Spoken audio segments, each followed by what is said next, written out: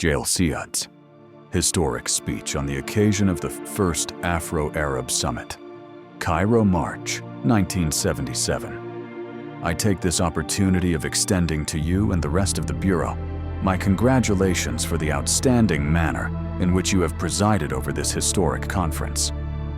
The fact that the deliberations of this August Assembly have come to a successful conclusion is due in large measure to your able statesmanship and wise leadership amply demonstrated through the conference.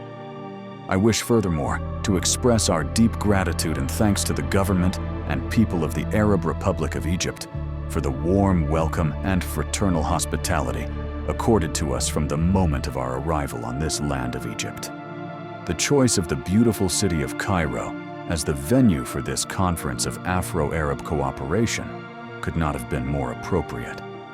It symbolizes the interlinkage between African and Arab peoples, since Egypt has always been the meeting place where the two peoples have merged and enriched other cultures.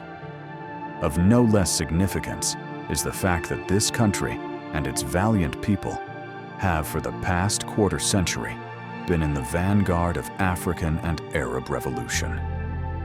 Cairo has served as a sanctuary for liberation movements of many an African and Arab country represented here today as a sovereign and free state. On many an occasion, Egypt had experienced suffering and hardships in its noble quest for total African and Arab freedom. The savage acts of war waged against the Egyptian people had no purpose other than disuniting them. Their active support for freedom and independence. We salute the brotherly peoples of Egypt for their noble role and hail the martyrs who had fallen in the battle of honor for African and Arab liberation. As this historic summit conference draws to a close, we indeed hearten to note, with the greatest satisfaction, the momentous achievements made so far in laying solid foundations for Afro-Arab cooperation in the political, economic, and social fields. We are indeed gratified to witness the marked success of this Afro-Arab Summit, an eventuality which we had anticipated with utmost confidence and conviction. Our unshakable faith and trust in realization of Afro-Arab understanding stems from the historic links which tied together the people of African and the Arab world since times immemorial. The spirit of fraternity of mutual trust and cooperation and full understanding which marked the deliberations of this August Assembly was clear manifestation of the deep-rooted sentiments of amity and brotherhood between them.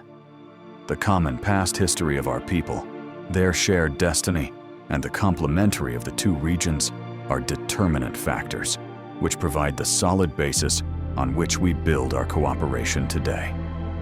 Other distinguished speakers before me have most eloquently dwelt upon the historical, political, social, and other imperatives for Afro-Arab unity. I therefore need not go into that any further.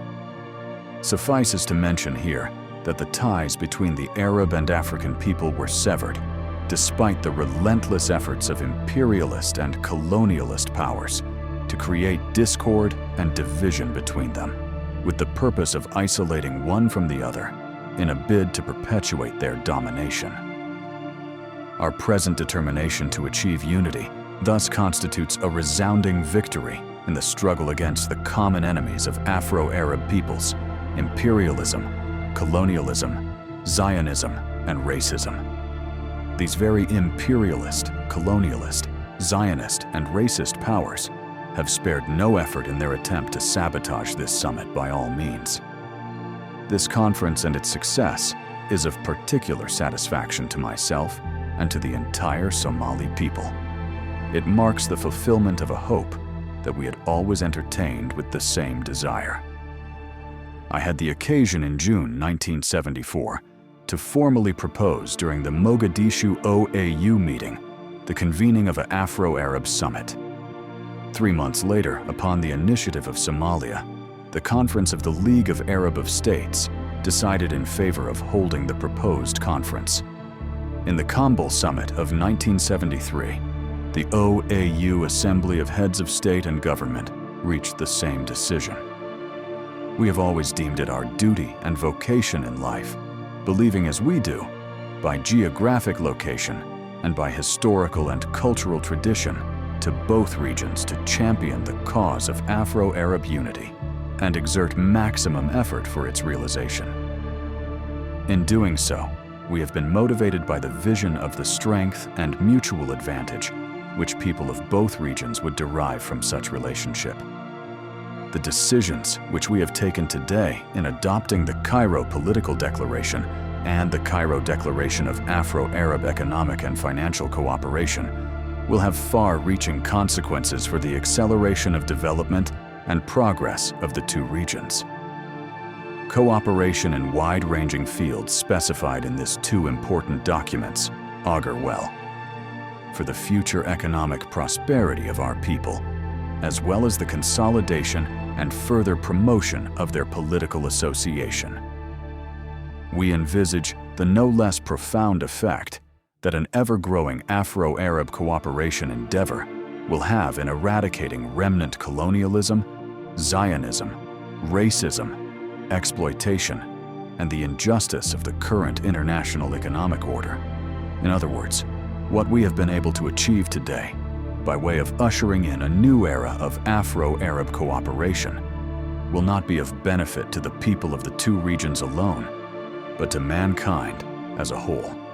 The political declaration which we have just signed embodies fundamental principles to which we all subscribe, affirming the inalienable rights of peoples to self-determination.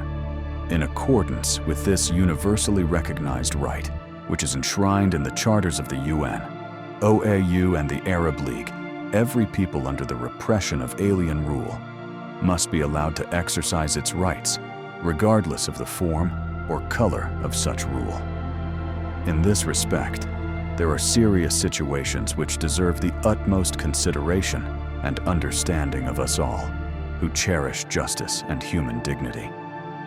The unfortunate case of the people to whom I allude are all too familiar to the distinguished members present here, to require on my part any further elucidation. It's our ardent hope that reason, sense of justice, and respect for human right and brotherhood will prevail upon those directly responsible.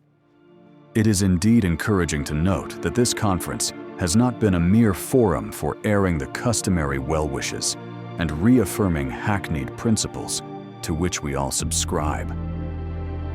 On the contrary, it has been characterized all along, both at this assembly and at the point of Council of Ministers level, by a serious and practical approach to all aspects of Afro-Arab cooperation effort. The Declaration of Economic and Financial Cooperation would have remained a mere expression of intent without assurance regarding the availability of the funds necessary for the implementation of its various provisions. Had that been the case, our detractors would no doubt have proclaimed it as nothing more than cooperation on paper. Thanks, however, to the routine desire and determination of all, this First Afro-Arab Summit conference has proved a resounding success. While broad principles of our cooperation have been charted out, the necessary financial resources for realization of our common objective and practical machinery for the implementation of the various provisions have also been devised. We feel that a particular vote of thanks is to the states which have shouldered the bulk of financial burden. Without their generosity, our efforts of the past few days here would have fallen short of our aspirations. I would no doubt be expressing the sentiments of you all in extending our sincere thanks and appreciation to the government of Saudi Arabia, the United Arab Emirates, Kuwait, Qatar, and others for the substantial financial contributions pledged to augment the resources of development institutions in Africa within the framework of Afro-Arab cooperation. The material support rendered by these governments to the liberation movements is most welcomed. It will no doubt help speed up the process of national liberation and bring about early accession of oppressed peoples to independence and freedom. We therefore hail their keen demonstration of solidarity and selfless dedication to the noble causes of freedom, progress, and prosperity for our peoples. We have every reason to be proud of the gains that the Afro-Arab peoples have made here in Cairo, in reaching a common understanding and establishing solid foundations for their future cooperation in brotherhood and mutual conference and efforts of full equality. This noble partnership is a departure point from the real or imagined fears of the past. It marks a historic turning point towards more fruitful and mutual beneficial association. We look with great confidence to the future, as we had always done in the past. We recognize, as the whole world must do by now, that the people of Africa and the Arab world, with their vast natural, financial, and human resources, constitute a formidable force to be reckoned within the international scene. Those who do not wish us well redeploy their efforts to sabotage this partnership by exploiting the unavoidable differences, be they political, ideological, or otherwise, which an association such as ours is bound to have. We have come a long way despite these differences, since the factors uniting us are more commanding than those which might divide us. However, this should not lead to complacency on part, and we should redouble our vigilance if we are to preserve and further promote our hard-won gains. Nevertheless, we must conceive this cooperation as an instrument for bringing about broader understanding and cooperation among all peoples of the world, thus contributing to international peace and security.